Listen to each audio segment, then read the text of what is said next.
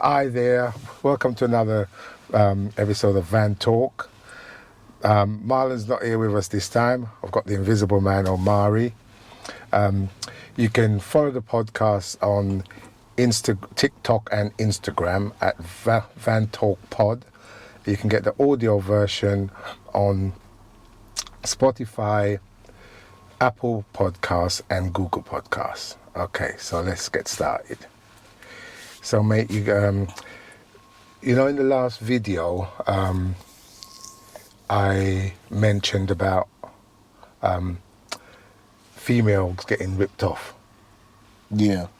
Well, I wanted to continue that theme, not sort of like people pulling the wool over the customer's eye. You could cast it like that, but what it is, for instance, when I used to change immersion heater elements, yeah? People call you up, the immersion heater not working. A lot of the time it's the element that's gone. So I remember I was discussing this. I used to do that now and again when I worked for the local authority, and since I've been working for myself, I do it as well, but not as often, not that often. So when I was discussing it with a plumber, when I was asked to do a job, I was looking through on the internet and I saw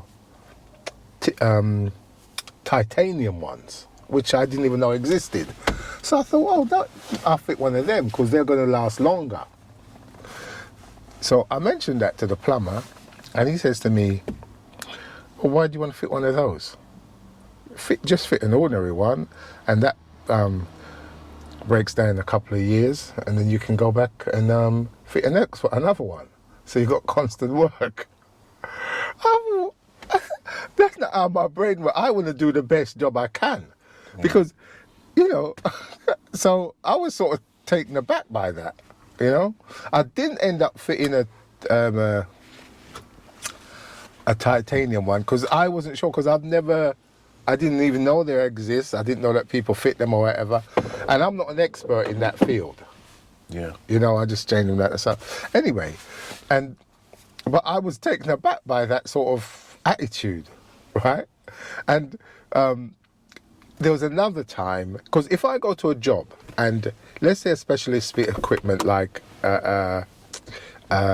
immersion heater, you got the round ones and you got the square ones, different tanks. And I remember I'd done one and this had two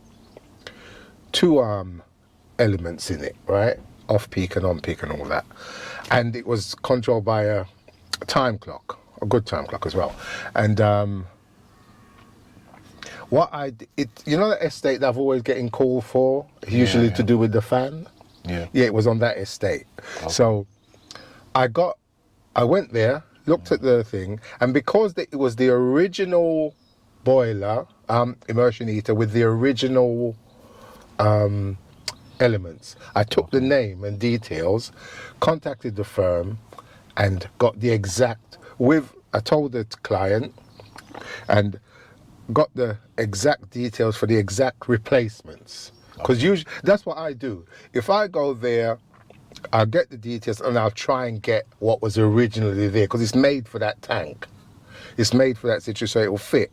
And so I contacted them, and from speaking to them, I think it was about 15 years old. It's been there since the estate was built.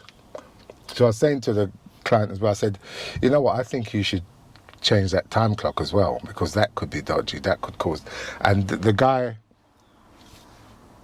company that I bought the element for, he agreed with me, but you can't really go by that because but mind you, the time clock wasn't from his company.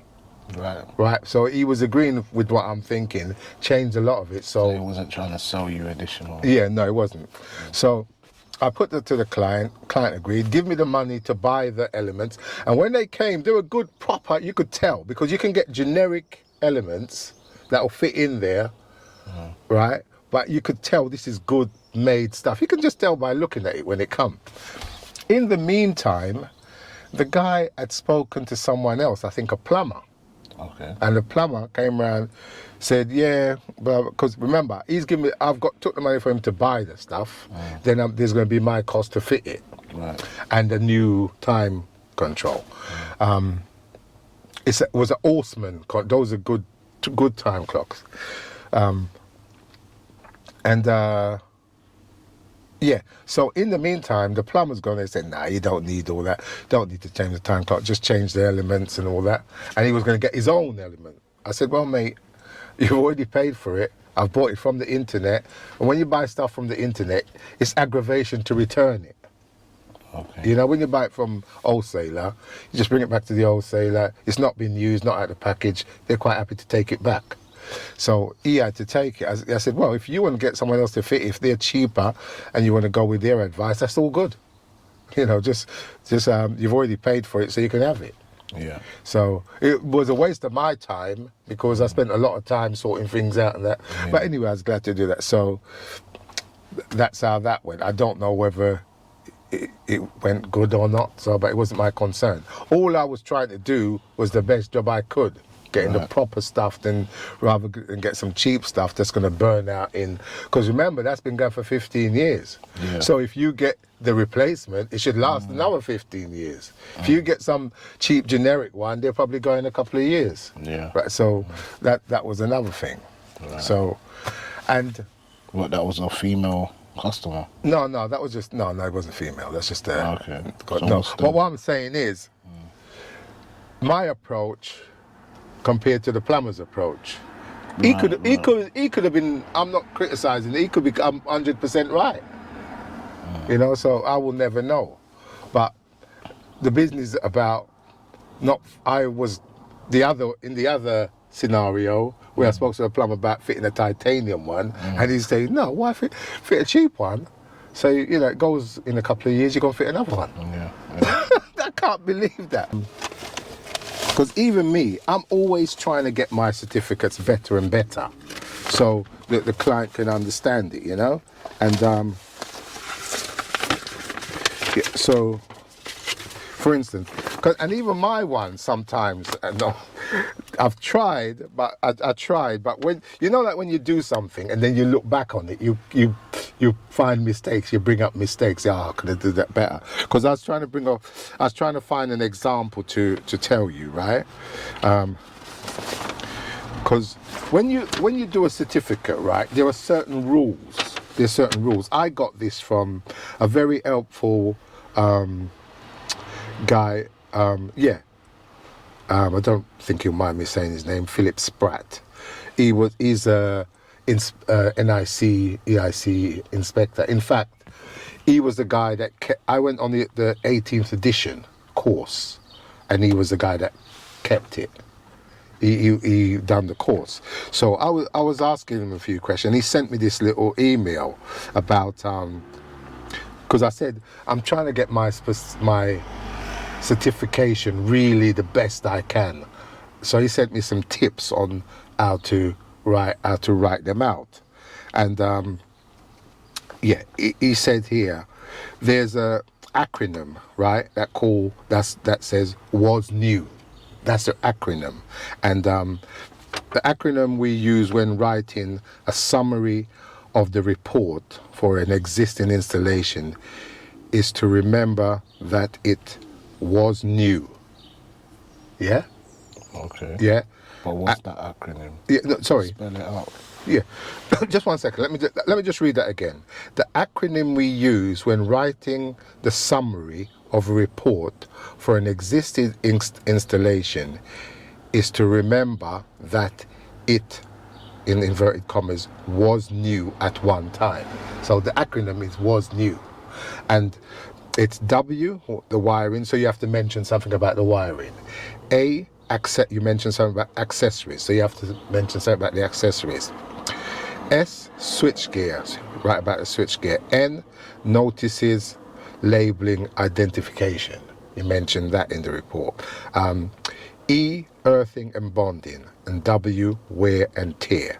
So that's quite clever. Remember that it was new at one time and was new as their acronym. So you use that to write your, because on the form there's a summary of the condition of the installation. Yeah? See that part there? Summary. Oh, okay. Yeah. So what you've done, you go through and you make a list of any faults that you found, yeah? And you grade them code 1, code 2, code 3, yeah? And then after you've done that, you've got a part 3 where you write the summary of the condition of the rip, and that's where you use that acronym, was new, right? So this is one I've done, and it's not that brilliant, unfortunately, when I look at it now. The wiring requires improvement, yeah? Oh, just one thing, before I say that, he also goes on to say, as a summary, you can write positive or negatives based on the above, but don't be too committal with terms such as excellent or good condition, right? Use no evidence of and such terms. Okay. Yeah, it's just like if the old bill stop you, don't go saying, yeah, I'm guilty. You know what I mean? So, right, and also it says, right, 1, e.g., 1, no evidence of damage or deterioration. Okay. Right? Okay. Earthing and bonding satisfactory. Okay. Yeah? Switch gear satisfactory and all labels present. Right. Or 2, absence of bonding to gas.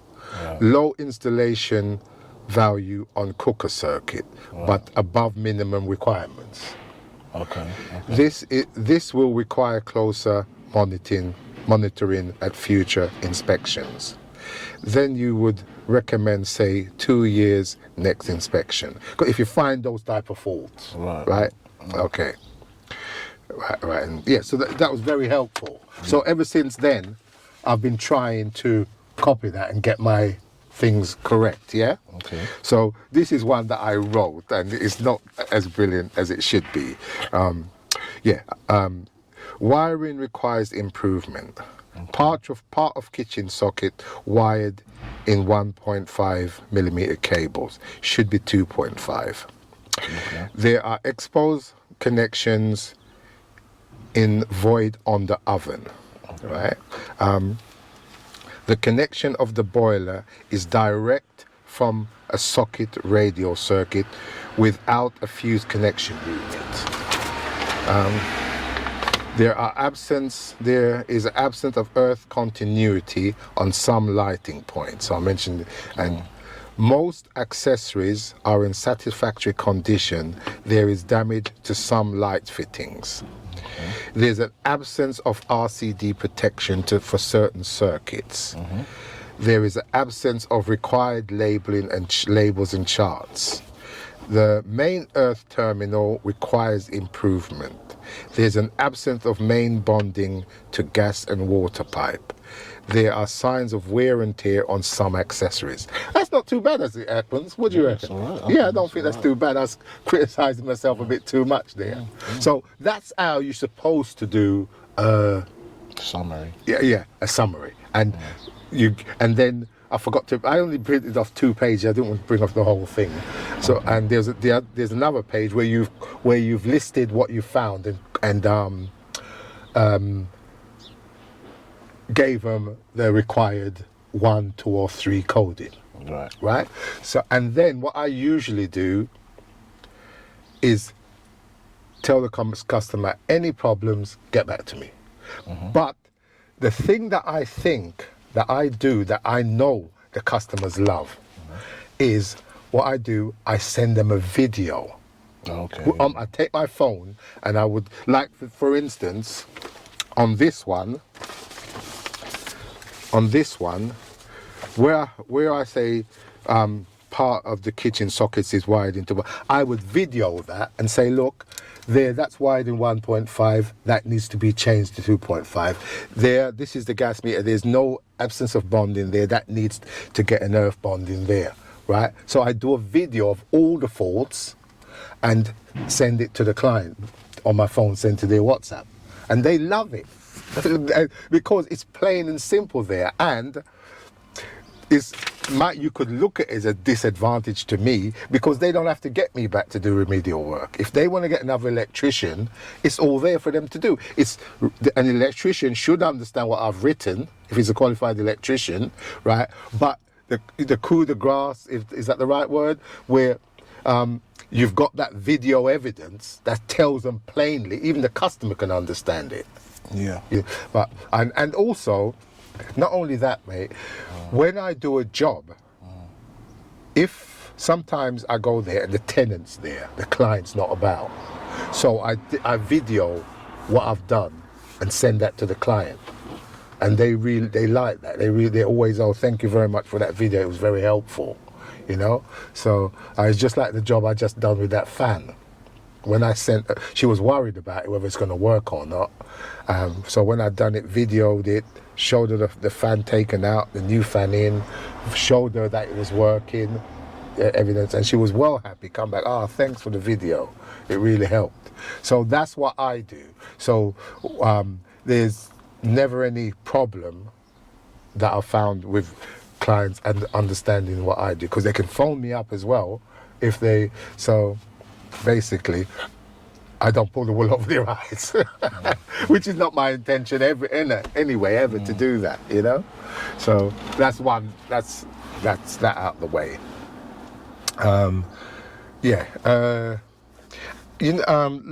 Last time I mentioned generators.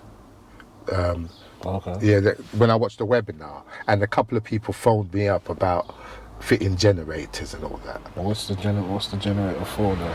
Like, well, a generator is like, say for instance, you're doing an event in the park and you need electric. Right. You'd get a generator to give you the electrics. Yeah, but why do people want them in their house? I'm thinking for standby, that if their power goes, they can. When does people power go? Well, mate, I'm thinking that's why they want it. They may be, for instance, they may have something in their house or some system in their house that they want. To be honest, I don't know. I can't tell you why. I can only think it's power goes. No one's power goes. You know what I mean? When's the last time your power's gone? Well, where I live, I wouldn't need a generator. I wouldn't be able to have a generator anyway. I don't. No, but I'm talking about when's the last time your power went? Never. So I don't understand to go through that expense. There must be another reason. Yeah. That's what I was gonna say. I'm thinking. The only thing I'm thinking is maybe because of these skyrocketing prices of utilities or whatever. Bills, people, I don't know. That's what makes sense to me. But because having a backup generator, I understand in other countries where there's the infrastructure, but you know, it might be a regular problem of power cuts. But in the UK, in London, there's no. When are there power cuts? Maybe I'm not saying in London. Maybe. No, but that's where your customers are. Yeah. But remember, London covers a big wide area where some parts of London you're sort of like countrified. Yeah, but in the UK, there's no power cuts. There's not power. It's not regular enough because I've been in countries where power cuts are a regular occurrence. So people have generators. Yeah. But in the UK, London, you know what? So it's not for power cuts. That's for certain. Unless there's some people that have to have it for because they have dialysis. Yeah, well, I'm glad. Certainly, I'm glad you asked me that, because I've been thinking. Because well, I can't say why people. I'm thinking people have them in their home in case they lose power. No, it's not that. Unless the only reason you would do that is if you got critical machinery or something like you're on dialysis. You got dialysis machines and you have it there in case of the rare circumstances. That's when you would need a generator. But I think those machines come with those anyway. But anyway, what I'm trying to say to you is, it's not. You wouldn't be getting multiple inquiries because someone is worried about their power going off. I don't think. there Well, must be to be something- honest, the two people that phoned me about it were, well, the area they phoned me from was like quite a posh area. So maybe they've got something going on in their house that they need a backup generator for, just they can't afford for it to go. So if anything happens. But I think if you live out in the sticks as well, if there's bad weather, it can affect your electricity. So, because I was watching... Maybe it's, I don't know. No. I'm talking about it like I don't really know. No, because I'll tell you for why. When I was searching to try and find out about generators, because I was talking about KVA and all that sort of stuff, yeah, I was trying to find out about it. I went to this guy John Ward. Have I mentioned him before? Yeah. Yeah, I mean, he's the only electrical person that I really, if I ever need to find out something, it's real. But because I usually go to manufacturers or NICEIC or whatever, but that guy is really good. He's really good.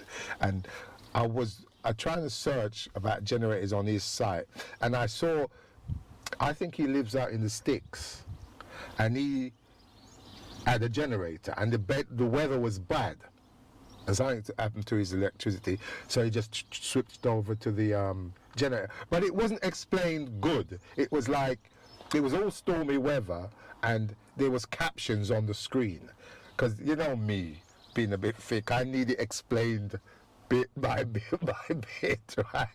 So I didn't fully, but he swapped over to the generator, and it was a very short video anyway. Okay. But anyway, so well, I'll have to find out more why people would have generators in their Well, it house. must be it must be because No, I agree with what you're saying. It's probably something critical that they need to keep going.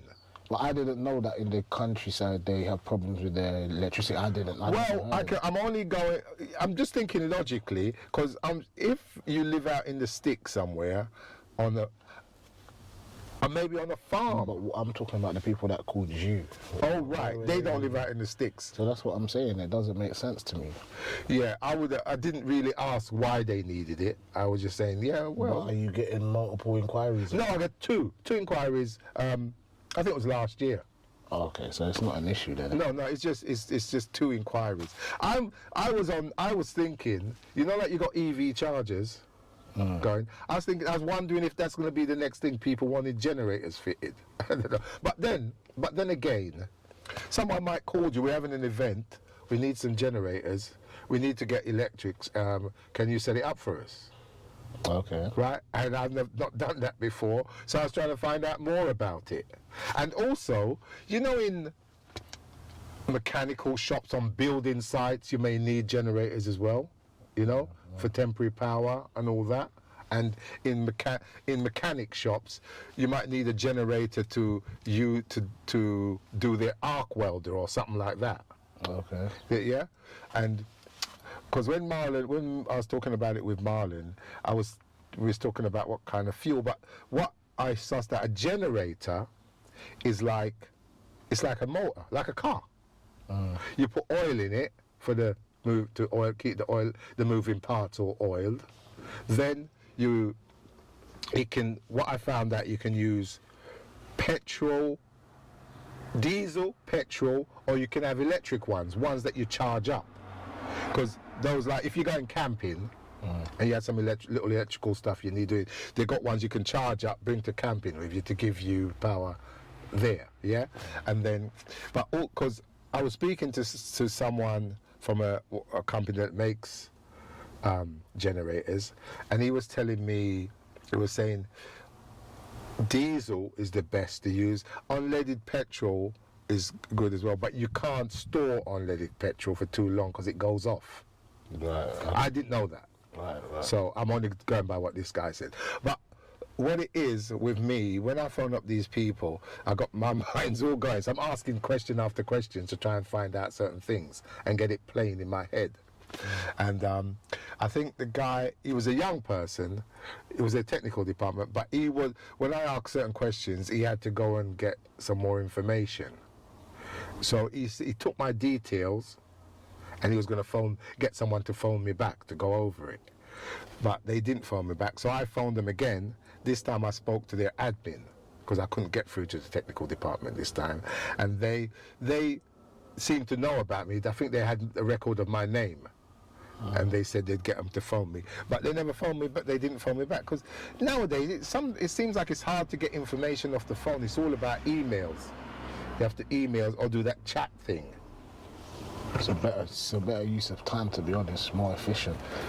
Well, Sitting on the phone, hold, and press 1, press 2, press 3, and also it's just you get your thoughts out clearly. You can set out your questions clearly, and then people respond to you. It's a better way of doing it. I think it's better for you because you're younger and you've got that mentality.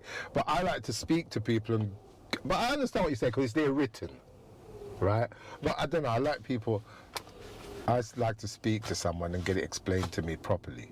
I can process it better. Then that's just me. I'm older, so maybe that's what's the problem. So yeah, I need to find out more about installing generators. But there are various uses, like I said, for outdoor events, for building sites, and for. I wouldn't waste your time if you're not getting inquiries about it. No, but it's still good to know.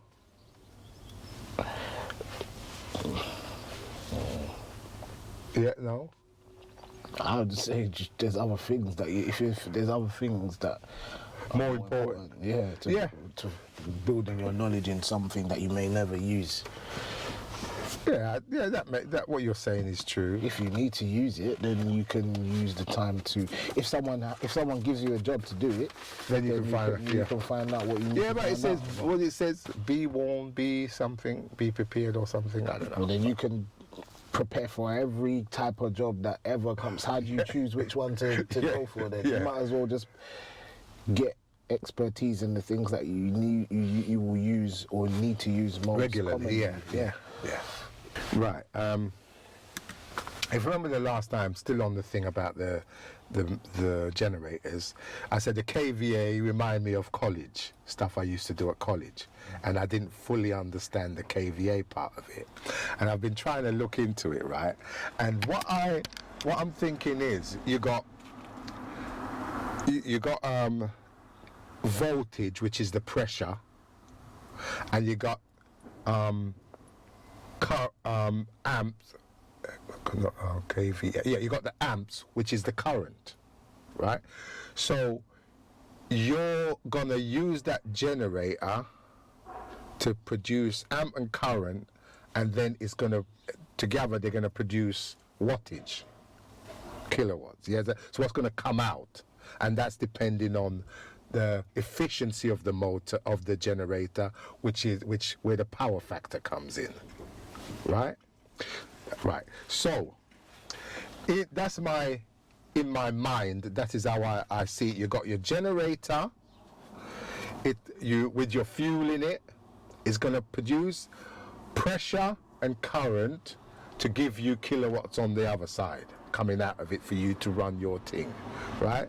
That's how I'm thinking about it. But then I came across this thing where they explain it with the use of beer in a glass. Okay. Right, look, you can see that there. I'll show it to the screen. For the people listening, you've got a beer glass with beer in it, and at the top you've got some foam. Right?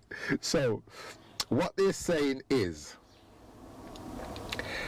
right, the beer, the amount of beer is the amount of wattage you're getting to run your appliance, your thing, and the KVA and the froth at the top of the beer, the froth on the top of the beer and the beer itself is your KVA, and the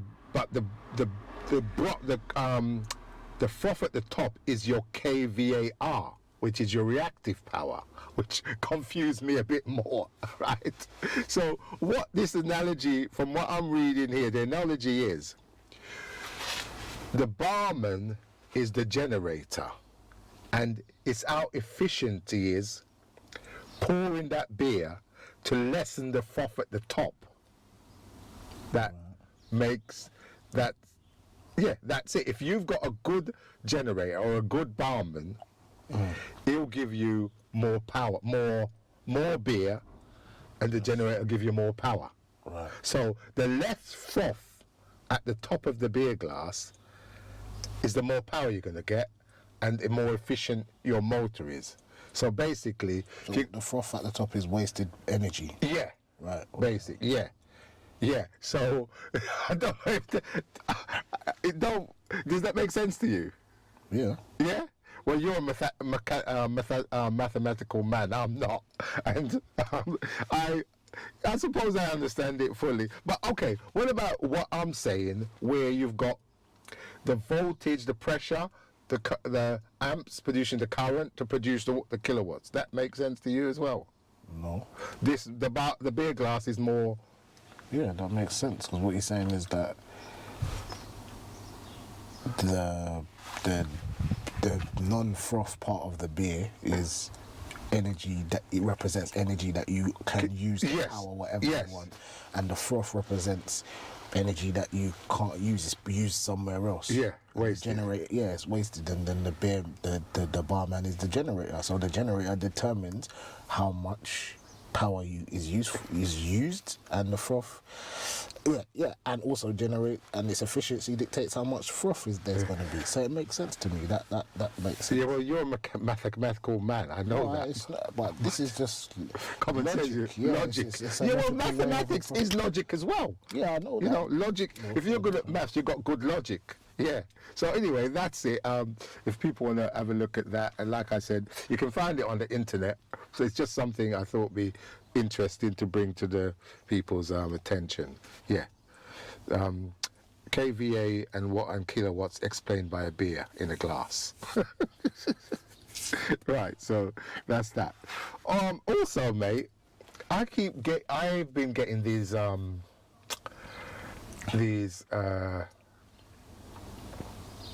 Hold up, sorry. Before we go to that, I wanted to mention. Remember a few weeks ago I mentioned about the quality of materials and that. Yeah. Right. I came across a job that I'd done recently. Well, a job that I'd done recently, which you've got the video of. I don't know if you watched it. You haven't edited it yet, but when you watch it, I went. The guy wanted 6 sockets changed, and there was a faulty light. Right. Right. So went in there. This is up my way. Went to the kitchen. I put my tester in there because I had to switch off to find out which circuit it was. So I put my socket and C in there, and it flashed up when I switched it off. And when I was taking the socket off, you know the front part, the plastic, you know the front part that you plug your thing into? Yeah. That come away, but the rest of the socket, I took the screws out, only the cables, so you just pull it away now, disconnect your cables. But when I attempted to pull it away, the plastic come away from the connection part, the black part at the back of the socket. Oh, wow. Yeah, it come away. And that happened, I think, to 2 or 3 sockets. Wow. And I've come across that before, but I always wonder how that happens. It's obviously a cheapskate thing. It's a cheapskate socket. Because I'm telling you, a good socket like your MK, your Crabtree, your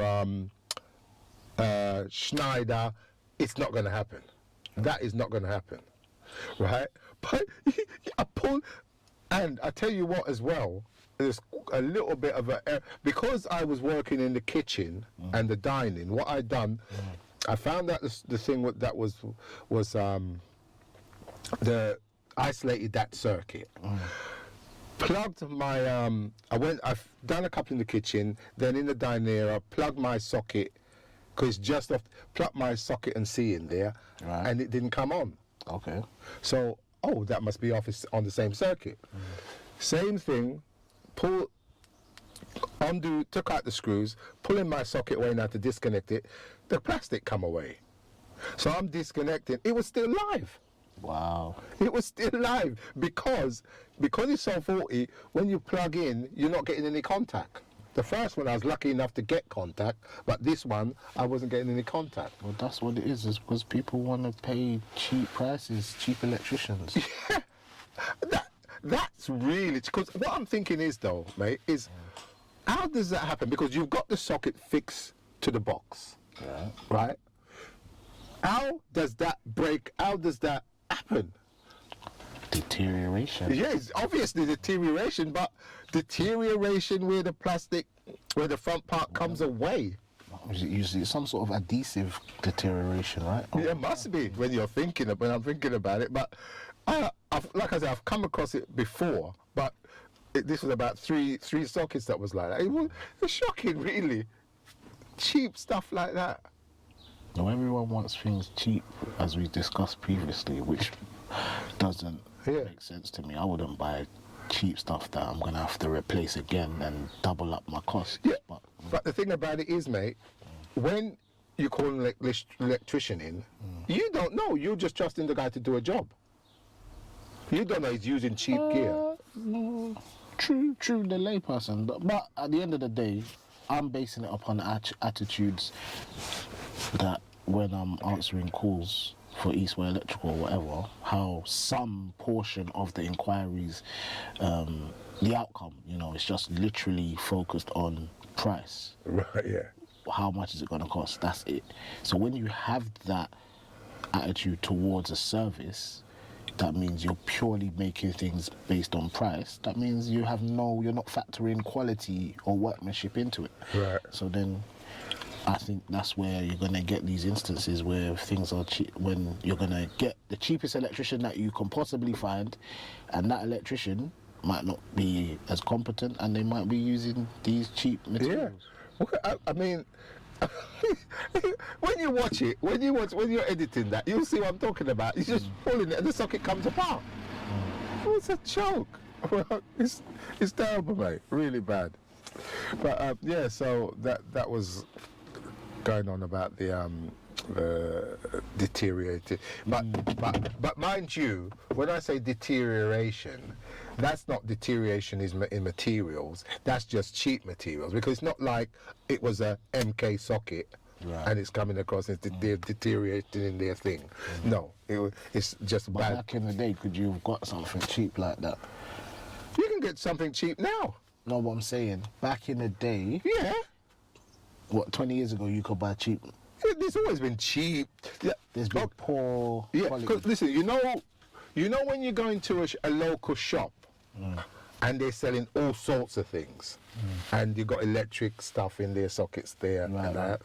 Shops like that usually sell them sort of things. Right. You don't. Can you buy cheap? Can you buy poor quality stuff from CEF and stuff like that? Or do they tend to have a the thing is assurance? Well, the thing is, mate, things are British standard, isn't it?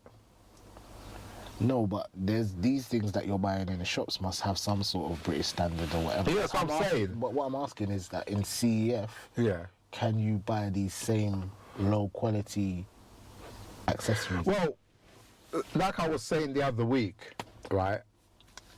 I've been to wholesalers and I've bought, say, downlighters. Downlighters, went to fit them, and in my opinion, they're just rubbish. Right. And I've brought it back, and they said, "Oh, we never had any problem. We sell loads of these." I can only base it on my thing, on my. So they do. Like I was saying, yeah, sometimes I buy stuff from an wholesaler, and to me it's rubbish. So I just take it back and say, "No, I want some. Take something else, even if it costs a bit more." But that's just my opinion on that product. That don't mean it's terrible. My opinion. Yeah. Okay, so yeah. One thing I want to bring up.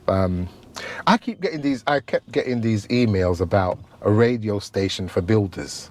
Right. Called Fix FM. Yeah. Right. Fix Radio. Fix Radio. You heard of it? Yeah. Oh. You contacted before to try and get you on there or whatever, but yeah. Oh really? Yeah. Okay, because I see the emails and I've never read it. So, but then I sort of looked at it and then I thought, let me check it out. Yeah. So I checked out the Bald Builders. Okay. They do a morning show. Okay. So I checked it out. It's like they were playing music, rock music, and all that. But then what I did the other day, I thought let me look into it a bit more. And your mate's on it. Naji. Yeah. Naji. My mate.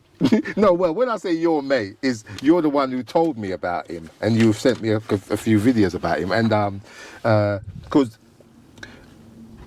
And you told me about Artisan as well. They've got an electrical show with Thomas Naji, the electrical show. They got a plastering show. They got eating and plumbing show, a carpentry show. But the only I tuned in, I think it was about something to 9, and I was listening to the Bald Builders. Right. You know, typical Cockney sort of joking type of person. Really good. They sound like good guys, and if you can take rock music, then you can listen. It's on the internet, isn't it? So I'll try and tune into Thomas Naji and find out, because I don't know if he's on it every week, but there was when I was looking on their listings, he was on it, I think, on the 9th of. Was it 9th of May or something like that, with the ECA discussing some stuff about electrical. And it seems like Thomas Naji, he gets around, he does, in certain things like this. Yeah. Because, do you remember when you got me that gig with the Square people? Yeah. I was in this trade magazine, but it wasn't about me, it was about Square, but my image was used. But I don't know if it was in that issue, I think in one of those issues, there was a feature on Thomas Naji, right? Big feature. And I think it was, I'm not sure, one of the most popular electricians in London or Southeast or something. You know, so Thomas Naji, man, he's big up Thomas Naji. Good luck. Yeah, so tune into Fix FM. I'm going to try and see if I can listen to one of these shows, because I'm sure it's interesting, and if I find out anything interesting, we can talk about it next time. Yeah. Okay. So let's call that a day for now. Thanks for watching, guys. Ladies and gentlemen, thank you for watching, and don't forget, follow us on Instagram and TikTok. Instagram and TikTok, sorry, and get the audio version on Spotify, Apple Podcasts and Google Podcasts. Thanks for watching. See you next time, and listening. See you next time.